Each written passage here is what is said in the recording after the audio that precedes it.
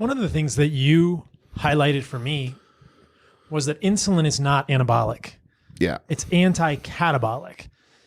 And I thought that was so interesting. And you've given me a couple of studies showing that carbohydrate addition does not necessarily enhance muscle anabolism or strength. And I'll just mention a couple of those. But what we're talking about here is that within strength communities, because a lot of us are interested in strength, whether we're bodybuilders or we just like to be strong, which is a good thing, there's kind of this question, which has almost become accepted as canon, though I think we should question it, that we need carbs to be as strong as possible.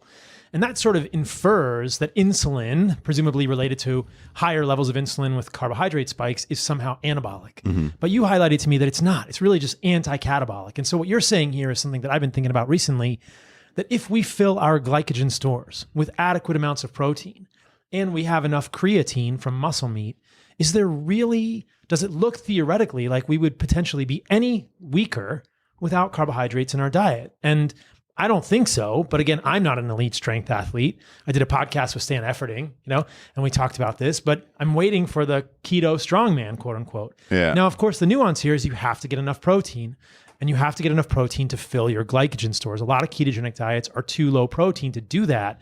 I think that's where people see muscle mass loss.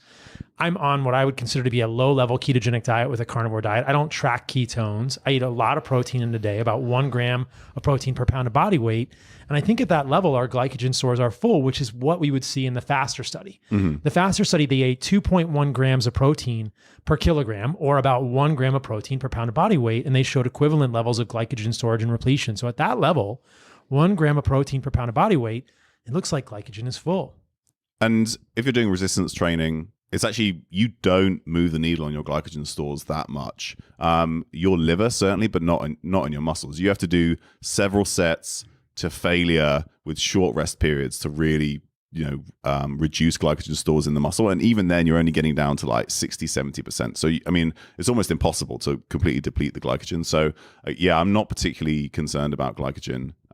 But I will say that studies that would look at this and do it well really haven't been done. So it's a scenario where I don't know. There is plenty in the academic sports science literature to suggest that carbohydrates are ergogenic. They improve performance in various different sports.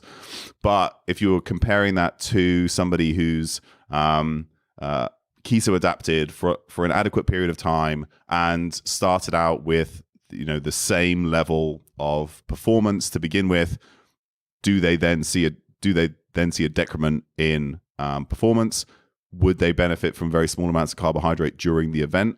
My guess is maybe, probably, but those studies don't exist yet. So it's basically conjecture. We don't know. So this study, addition of carbohydrate or alanine to an essential amino acid mixture does not enhance human skeletal muscle protein anabolism.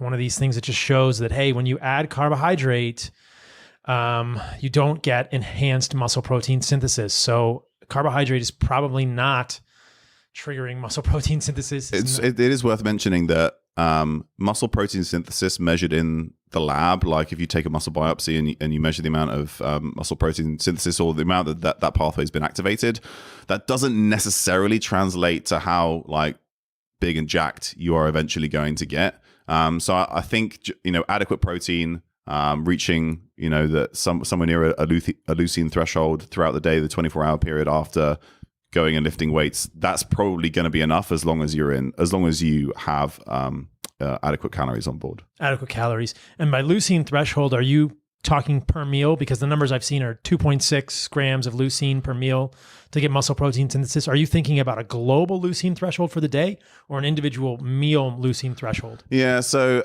you can definitely get down into the nitty gritty and the real bodybuilding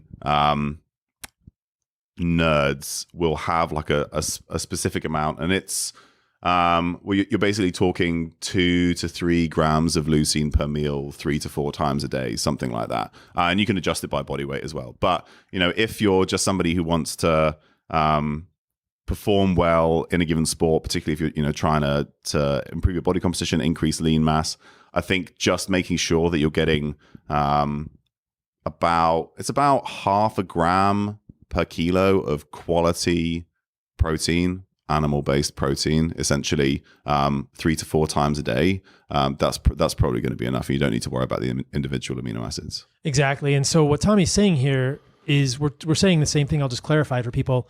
With about 4 ounces of high quality animal protein, you will get that 2.6-ish gram leucine threshold and trigger muscle protein synthesis. So those who are looking to gain muscle, whether you are including carbohydrates or not in your diet, would want to do that. You would want to eat multiple times per day, do resistance exercise, and have each of those meals have at least 4 ounces of high quality animal protein. One of the things that I talked about with Gabrielle Lyon recently is that number might be more dependent on blood volume than overall weight. She was talking to Don Layman about that. So I thought that was interesting, that even for smaller individuals, that number might be similar, because even smaller individuals, we don't have as much variation in our blood volume between us. You and I might both have a similar blood volume, even though you're a bigger human. So even smaller individuals might need that large amount, and larger individuals might still get muscle protein synthesis at a 2.6-ish gram leucine threshold.